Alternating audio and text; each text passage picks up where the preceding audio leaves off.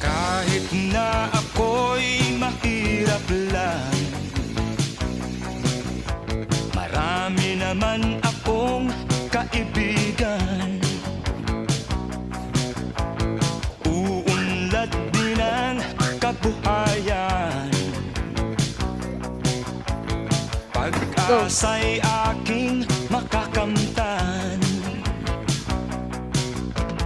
Ang kulay ko'y di puti, ang lahi ko'y kayumanggi, Pinoy kung ako ay tawag. Bilang Pilipino, pinapakita ko ang aking nasyonalismo sa pamamagitan ng pagpili ng local product kaysa sa imported products tulad ng mga inaani ng ating magsasaka at mga gawang Pinoy.